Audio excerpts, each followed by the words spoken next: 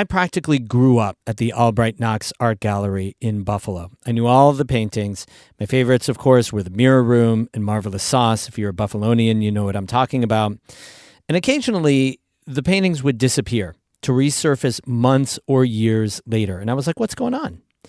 Well, all museums have huge archives where much of their artwork is kept. And someone is in charge of taking care of all that fragile stuff. Today, we meet the woman who does that in the Adirondacks Premier Museum. That's today's story of the day. Support for Story of the Day comes from Clarkson University, offering over 95 programs of study with campuses in the Hudson Valley, Central, and Northern New York. More at clarkson.edu. Hey, I'm David Sommerstein. It's Friday, June 28th. First up, big solar panel installations have been going up across the North Country. They're a part of New York's ambitious effort to reduce our impact on climate change. But some people are concerned these solar arrays are displacing farmland. Well, a new state grant for agrovoltaic projects could help. NCPR intern Skylar White reports. Agrovoltaics is just a fancy word for farming and solar panels existing on the same land. But it could be an important part of how New York meets green energy goals while protecting farming in places like the North Country. NYSERDA, New York's clean energy agency, recently announced a $5 million funding increase for agrivoltaic projects. Farmers, researchers, solar companies, nonprofits, and even local governments can apply and receive up to $750,000 per project. NYSERDA's Jeremy Magliaro says the grant program only pays for the cost of making solar panels compatible with farming, not for the actual solar panels themselves. If you want to raise the height of your solar panels on a portion of your project by 4 feet to accommodate cattle grazing or a specific piece of agricultural equipment, then this money would be eligible. Magliaro says the most common agrivoltaic practice in New York is sheep grazing. There's not a lot of information available for when farmers want to try something else. Magliaro says that's one of the reasons that NYSERDA is prioritizing projects that don't include sheep grazing and using them to collect data.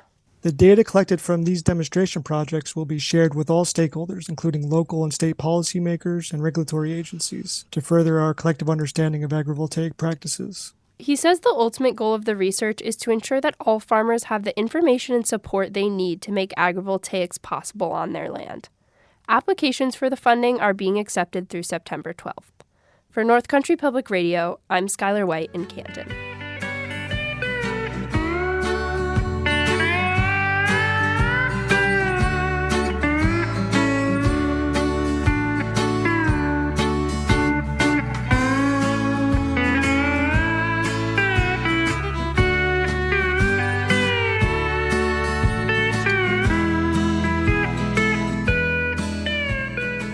At the Adirondack Experience, the museum on Blue Mountain Lake, there are thousands and thousands of objects and artifacts in storage. They come from all over the Adirondack region and from many time periods. Today, a North Country at Work story about the woman who takes care of those objects. Amy Feiretzel has our story.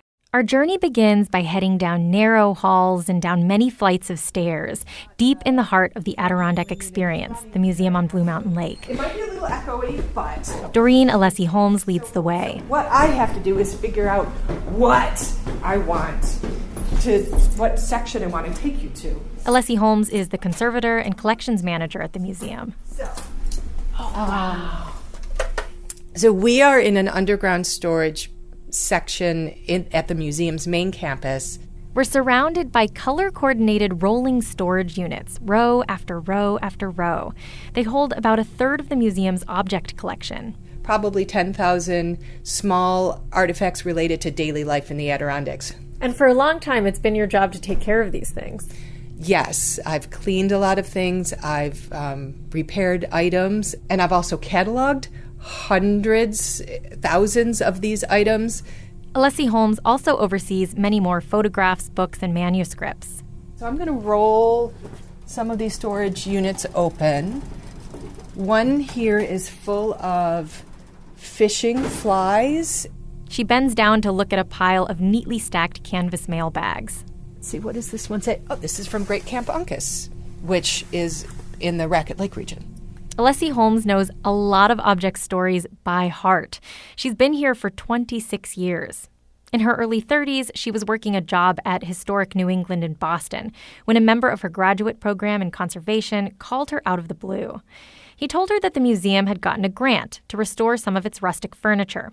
Was she interested? She said yes, got the job, and moved into company housing in Blue Mountain Lake in January. It was a big culture shift from living in Boston. But she says she quickly fell in love with the region. And that march was one of those marches full of bluebird sky days, and the skiing was fabulous. And I could go up to Tupper and ski at Big Tupper and then do my grocery shopping and then come back. And it was just, I was so in love with everything about the region. Alessi Holmes also loved her work at the museum. Her first job was to restore a bunch of Adirondack rustic spruce furniture. But came to the museum after being infested with powder post beetles, and the bark was flaking off in large chunks. Her job as a conservator was to fix the furniture, but not too well. From 6 feet away, the repair is invisible, but from 6 inches away, you can see, oh, okay, this is a replacement part. What she came up with was making her own bark out of ground paper pulp and acrylic resin.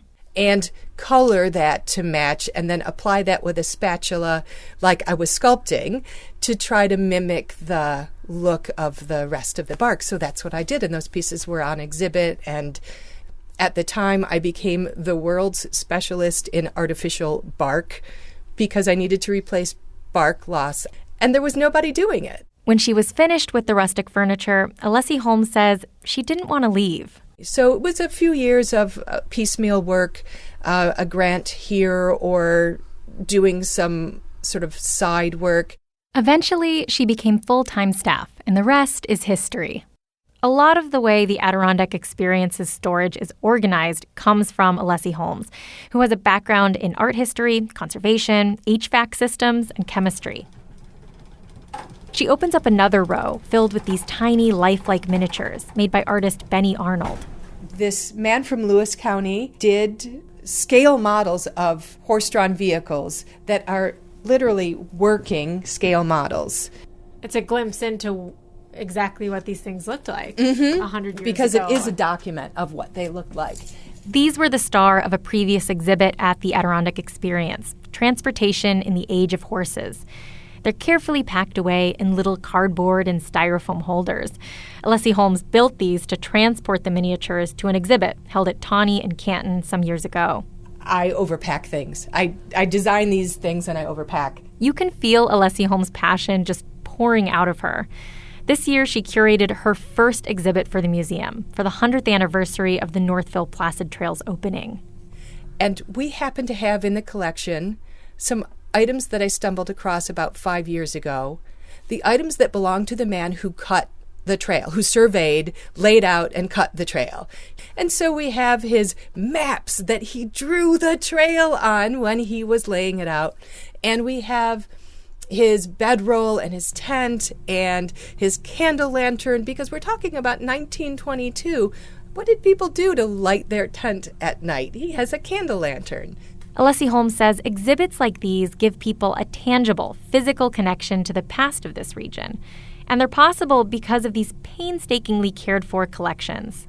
There's a lot here. This museum is the repository for the cultural history of the Adirondack region. Alessi Holmes' exhibit on the Northville Placid Trail is now on display. For North Country Public Radio's North Country at Work project, I'm Amy Feiereisel in Blue Mountain Lake. We have more news all the time and through the weekend on our website, ncpr.org. Don't forget, you can always listen to this show as a podcast. That means it downloads onto your phone or iPad or whatever automatically, and you can listen whenever and wherever you want, even if you're in a cell phone dead zone. It's no problem. Find Story of the Day in your podcast app search or go to ncpr.org/podcast for more details. Music today by I Am Snow Angel of Lake Placid and Billy McInnes of Brockville, Ontario.